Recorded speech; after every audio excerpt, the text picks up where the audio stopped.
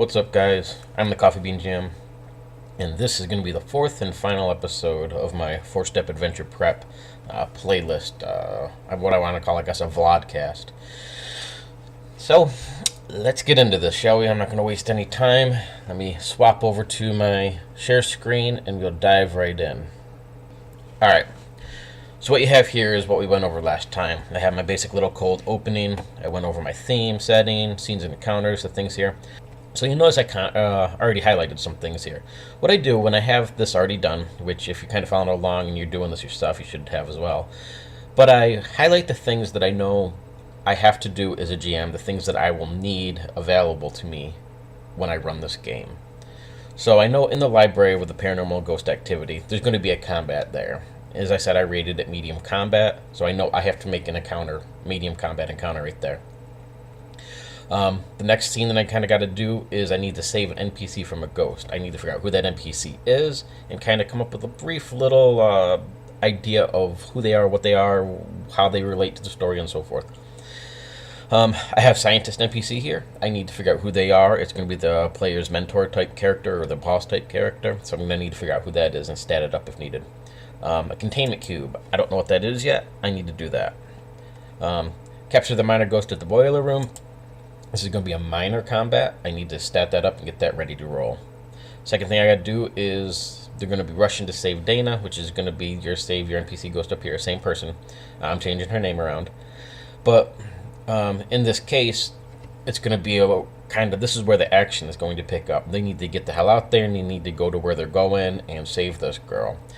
But they're going to be ambushed by cultists, basically there to waste their time. So again, this is going to be a real minor encounter, quick and simple, deplete a few resources, and get them moving.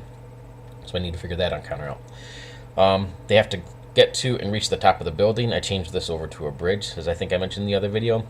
But this is going to be a skill encounter. I need to figure out what skills they need, saves, challenges, and stuff like that to get to the top of this bridge where the combat's taking place. So it's going to be like I said, I call them skill encounters or adrenaline encounters, and I'll show you down below what it is, but it's a series of different checks and things that might or might not happen, basically. So I need to get that ready to roll. The final scene is going to be a major combat. I need to figure out what it is and figure that part out. And the last thing I have down here is the Ghost Demigod. Who is it? What is it? What demon prince is it? And so on and so forth. And then the ending of the day is saved. So these things highlighted here are the things that I need to do and have available to me when I run this game. And normally, create a quick to-do list. So to do here, I need to figure out what a paralyzer pack is. I need to figure out what the containment cube is. For the NPCs, I need to figure out Dana NPC, and I need to rename her the scientist boss and the demigod demon ghost NPC. I need to get them all set and ready to go. And then your encounters. I have the library banshee, which is going to be a medium encounter. The boiler room ghost is a minor. Cultist ambushed is a minor. The final the skill battle, climbing up of it, is skill challenge encounter that I got to write up, and then my fourth and final, the final boss encounter up on the top of the bridge. So this is my things to do. Normally I would just take this right here, kind of click in, enter down, and type up whatever it is I need in that, which I've already done. And that is right down here. So the paralyzer pack, I kind of thought on this a little bit, so I decided just basically it's going to be a little pack on the side of their hip or on their back maybe that they wind up, charge up. It is connected magically or steampunky with wires and whatnot, their choice on how they want to do that, but it's going to be connected to one weapon of their choice, or in the case of, I did have a two-weapon fighter in my group, I decided he could have it connected to both his weapons since that kind of acts as his primary combat. So they got to choose one weapon or focus that this paralyzer pack is connected to that they're going to be using. And what it does is it treats it as a silvered or a magic silvered weapon against undead and paranormal creatures and ghosts. It's not a magical weapon in the sense that there's no attribute bonuses or anything like that, and it doesn't hurt other things that might take magical. It's just specifically for undead, paranormal, werewolves, because it has the silver, stuff like that. But I did want to make it so a little bit kind of fun, I guess. So it must be charged to work properly. If it loses a charge, in which case when the players roll a natural 1, it must be rewound as a full round action to recharge it back up so they can get back into the fray. So the containment cube, in the old Ghostbuster movies and cartoons and stuff, they had those little pod thingies that they would hold up. The ghost would get sucked into it, and then they take it down into their basement and put it in the big machine. So that's this case. Now, the player that I had in my game actually ended up going with an artificer. One of them did, and he kind of reflavored this a little bit. But still, I wanted to have it for my case in case that didn't happen. So basically what I envisioned it as is a wooden box with a variety of wires, tubes, gears, and valves that traps paranormal entities within. So I needed basic description, but I needed some crunch behind this. Like, I didn't want them to just jump in, shoot this ghost, banshee, whatever they're fighting, toss the thing on the ground, and capture it. I needed a little bit more mechanics behind this. So basically, the paranormal entities that they're trying to catch make a strength save DC 20 with a bonus equal to their current hit points. So if they don't get this thing down in hit points to a point when they go to use it, it's just going to easily pass that DC 20. If the box is used before the creature reaches 1/4 of its total hit points or less, it malfunctions and has to be reset, which costs 2 actions. So again, they have to put a little bit of strategy behind as they beat this enemy down and use their paralyzer packs and stuff like that. They need to get the hit points down to a manageable level. Now, I don't give out my creature's hit points, so they don't know where it's at. So this is going to be kind of judged on their part. However, if they ask what it looks like or how it looks like it's doing, stuff like that, I do give some flavor and fluff in there to let them know that it is looking still pretty healthy, or it's beaten down pretty bad and stuff like that. So it gives a little more of a challenge right there. And again, if they do it before they can, before that point, both it probably will pass that DC 20 because of the hit points, or if it's not below its 1/4, it'll automatically fail and they have to recharge it. And on top of all that, to get an idea of crossing streams, if you've ever seen the movies and stuff, or when they all start shooting the same ghost at the same time, trying to get a hold of it and stuff. So I wanted to play with that, and I added in that the target that's being attacked or trying to be taken into this containment cube has a cumulative -2 penalty to the save for each target that hit within that round. So it kind of makes it so the last person that has the initiative in that round would be the one you want to use the containment cube, because the other ones, if they all hit, gives it a -2, a -4, a -6, whatever the case might be, to that save. So it kind of adds a little bit of a puzzle strategy in there to when they should contain this thing. So with those two were done, I gave this information to the players and made sure that I gave them 2 containment cubes. Didn't matter who wanted them. 2 players had them, though. Everybody had paralyzer packs on their sheet. So I gave that to them. They were all set. Next, we had originally Dana from the movies and stuff, but I renamed her Kyra. She's an NPC. She's a librarian woman who often helps the PCs with their research. I gave her a little bit of a connection with one of the players, just kind of friends and stuff like that. So, she has in there, eventually she becomes the portal to this main demon. The scientist boss, I actually took a character from an old game I was in with another guy who was in this game that I'm running. So I basically stole his character. His name was Fergal. He was a sorcerer, or a wild sorcerer. So I took his character, and I made a lot of references to that old game, just for fun of it, really. Some of the other players didn't know, obviously, but between me and him, it was kind of like an inside thing. So the guy's name is Fergal Everready. He's a paranormal researcher and artificer. He's a mentor and a supervisor to the characters. He spent years with the town guard. He's too old now for active duty, but he does research, finds jobs, and helps mentor the PCs, basically. He's just an upper contact, essentially. So he's all set to go. And then the demon god, demon ghost, whatever you want to call this guy, I called him Gorshak. He's the eater of breath. He's been released by Dana after she's been tampering with something she shouldn't have, which actually would be Kyra, because I renamed her. And he uses her as a portal into the world, either through possession or whatever. He needs to be excised, weakened down, and contained. Okay? So the way the game ran out ended up being a little bit different, but it still followed the same basic thing. So I had my paralyzer packs are done. I gave them to the players. Containment cubes done. Sent them over to the players. I let the players know who Kyra was, their scientist boss. And then in the opening game, I started alluding to the Scoreshack person. So those were all set.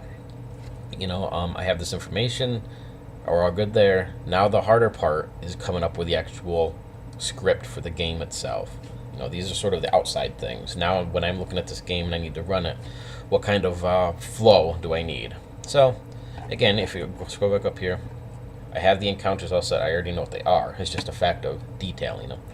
So I'm actually going to zoom in on my page here on this case. so everybody can see it really well. Okay, so the first encounter is in the library with a banshee. I'm ripping straight from the book, quick and easy. I grabbed a banshee, which is on the Master Manual, page 23. As for flavor and the terrain that's going on and other things that are going on around them that I can pull with and use in the combat, there's going to be flying books, smashing chairs and tables, bookshelves are going to be tipping over, there's going to be papers fluttering everywhere, this tornado of papers and stuff flying around. Now, this is going to be a level 3 D&D 5e game. A banshee is a little bit harder, and maybe something they might not be able to deal with, but when I run a monster and stuff, I'll just grab the book, which is up here on my shelf, and use that page. But I scale the combat while I'm running that combat to know what they need. So, if I know this is going to be way too powerful for them, which it very well could be, I'll just open the scene up and I'll just drop its hit points down a few. Or I'll use the narrative itself, what's going on. Somebody else distracts it, giving them a moment to, regroup. Or maybe one of their spells causes it to weaken down or something. I use the narrative to basically enhance, strengthen or weaken the combat depending on what I need and kind of fluff it a little bit. I let the dice roll as they may, and I use the basic, combat encounters and the stats and stuff like that, but I use the narrative to adjust the difficulty of this combat. So there's the basic, and that's what these little things down here, these little notes are. So I can, smashing chairs and table, tipping bookshelves, papers everywhere. Maybe the papers are just fluttering everywhere, and it helps give them cover for a round so they can try to regroup or get some healing potions or something like that. So, second encounter was the Boiler Room Ghost.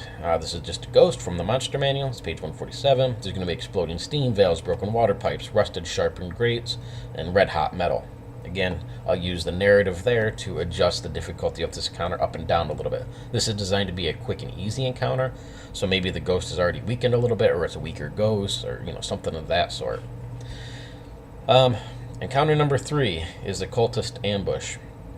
This is, again, a minor encounter. It is designed to hold the PCs up, waste their time, use a few resources, and basically just be a nuisance. I should have 5 here because there's 5 cultists. There. Cultists are right in the Monster Manual, page 345. This is going to be, as they step out of their warehouse or their base, whatever it is. It could be nighttime, it's going to be dark shadows. If they're hiding in, they're going to use nets, bolas, to kind of slow the pieces down, maybe give them some stun, slow or paralyzing attacks through a spell or something they have. The cultists want to stop the characters, but they also know that they will make a great sacrifice. They want to capture first and only try to kill if the fight starts to work against them. So, they're looking to weaken these guys down and somehow trap them and stuff so they can go sacrifice the characters to this cultist, to this demon god. So, as I said, this is really a pretty simple encounter. I mean, they only had like 9 hit points. But it's just made so that they waste time, things get worse faster, and they use a few of their resources. So the skill battle. These are a bit more in-depth. So I'll probably do a video down the road on how I create these. But we know that this final combat with Gorshak is going to be up on top of a huge bridge. This bridge is under construction, being repaired and stuff. There's 2 towers on either side. And then the bridge in the center. The bridge itself also has a bunch of scaffolding and stuff like that from people climbing up, working on it, and doing repairs. So this Gorshak, this demon prince, is at the top of this bridge. That's where the vortex opens, or this portal. And he has Kyra, his NPC, that he's using as this portal and stuff. So they need to get up to this bridge, up to the top, to be able to attack it. Now, I did have a couple players who did have ranged attacks. And they were able to kind of target it. It was within range and stuff. However, in order to get this thing down and use that containment cube, it needs to be right up there. They got to, have this containment cube basically within melee or just a few feet away they can slide it to. So one way or another, they had to get to the top of this, or somebody did. So they have to climb the top, which is nearly 100 feet above the city streets, and I can do it in steps. There's different things going on. It's just like a movement. If you enter initiative combat and they need to move 100 feet with your typical 30-foot thing, it's going to take 3-4 moves, depending, what their speed is, to get to it. And that's how I did this. So the first check, they need to climb up to the first level of the scaffolding. They can use the scaffolding itself. Maybe they climb on the tower part, whatever the case might be. So I asked them how they want to do this. They could use athletics. That's fine with me. They could use acrobatics. I figured climb kind of falls into both of them a lot of the time, so I let them use either one, whatever one they were better at. I also had them roll investigation just prior to the game and stuff like that, as well as in the game, and I saved those numbers. And so they would notice, one of them noticed a pulley with a platform. It was only big enough for 2 people, but it's counterweighted so that they could slice the rope. The counterweight would drop and the platform would go up, and it would get them 2 levels up. Okay, so they ended up, and one of them noticed that. So then they ended up having one character climb up the side of the tower to get up to the next level. They had 2 of them climb up the scaffolding, and they had another one use the platform and the pulley and get up. Check 2, when they get up to this first platform, they see a bunch of demons coming, these impish sort of things with wings and stuff, and they just flying through the scaffolding. I have them either make dex saves so that they can dodge out of the way and they don't get hit. Strength saves if they want to try to just brace themselves and hold on to the scaffolding as these things buffet past. Or a wisdom save to notice something or see these in the distance coming in time to take cover and have them fly past. Again, I just used the narrative and what the players were doing prior to this and in this situation as far as what was going on. And I should note that as soon as this scene opened up, I actually had them roll initiative because Gorshak up at the top does have magic missile and some ranged attacks. So he was able to target them. That way I just put it into initiative, and I went through each of these steps as they did the initiative. And again, you can see this in the film, or in the recorded video itself. So again, if they failed this, they didn't fall all the way back down the scaffold or anything. They take 1d8 plus 2 damage as they're buffeted by the wings and slammed into the grates and pipes, but they're still on that platform. Okay. Check number 3 would be, well, that would get them up to, the second area. Check 3 was going to get them up to the top. From there, they could get to Gorshak or whatever. It's a broken platform that they had to either jump across or do something. So I put Animal Hand in here, and I called it Ride the Drake. But, the idea that maybe they'll try and grab some of these flying demon things that are coming through and catch a ride on part of them. Athletics to jump across this platform, whatever the case might be. And I add to these as the game, depending on what's going on. I might require a dex save or a strength save, depending on what the players do. So, on a fail on this case, I gave them a dex save, a DC 13, to catch themselves. If they did, if they were buffeted off or fell off the scaffolding, whatever the case might be, they take 1d6 damage still, but if they make that save, they catch themselves. Just a mind. If they don't make that save, they fall to the ground. Well, that should be 3d6 damage. And I actually had one player that climbed up and then he fell, and he did take that 3d6 damage. It really messed him up.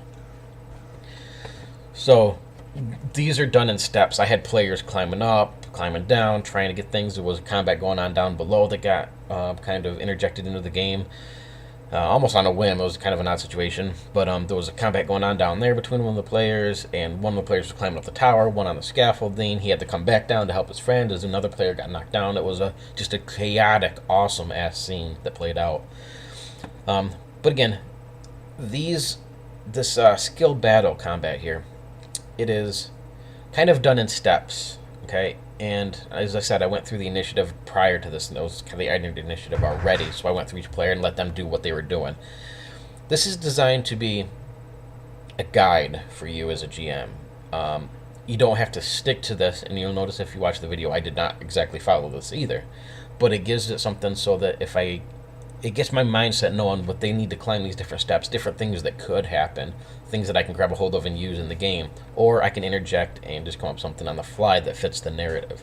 But this is just a base ground level concept that gets you going.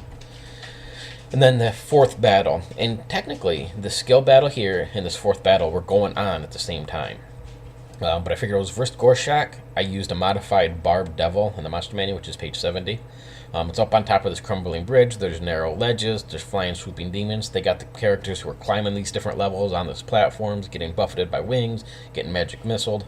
So, as I said, it was modified. I dropped the Hurl Flame that the Barbed Devil has in place of Magic Missile, which does 3d4 plus 3 damage, and you can use it 3 times per day. Because I wanted them basically being hit by magic missiles as they're climbing up this tower and trying to get to the top. It's a little cheesy, I suppose, because it's the auto hit thing. Maybe somebody could have had the shield spell or something to stop it. In this case, it worked out. Nobody did. But it created a very intense moment because they knew they had to hurry, so they were dashing or trying to take double moves, climbing up this thing, trying to get to the top as fast as they could, knowing that they're going to get magic missiles. If they could get up there to it, then maybe they could do something about it. I gave it so he could breathe fire, which was a dex save DC 13. It recharges on a 6, and it deals 3d12. That was a high damage. I looked at it as being almost a one-time thing, and I did use it the once in the very beginning of the fight when they got close enough, and he breathed out those flames. After that, he had to recharge a 6. I never ended up recharging, I don't think. And I didn't really plan on it. Even if I had a recharged, I probably wouldn't have used it at that point because it's just a really devastating. But I wanted them to be scared, like, oh shit, he can do this sort of thing, and have that in the back of their mind. I dropped the Barb Hide attributes, or whatever you want to call it, ability of the Barb Devil, and I dropped the Tail Attack. I gave this thing 3 claws. So it still had, when you do the multi-attack, it had 3 claw attacks. And I think the Barb Devil's claw attack is +6. I dropped it down to a +3. Now, statistically, maybe it all wouldn't have made sense, but again, it created a combat encounter that was balanced for what I needed, and it was one that I could change on a whim and adjust based on the narrative and what's going on. It worked out really well. Had a great battle. 2 players dropped, and they were coming back up, and they had their healing. They were burning through their healings and stuff. It was a really badass encounter and a lot of fun. And that is the basics of a 4-step adventure prep. I guess we're just gonna cut this video here. I think I covered pretty much everything I can. If you have any comments, questions, anything like that, throw them into the comments below. I'll be happy to help you out. And that's it, fellas. Thank you so much for watching. I hope this helped you out. Keep rolling those dice, listen to more music, and have a great day, guys. Thank you.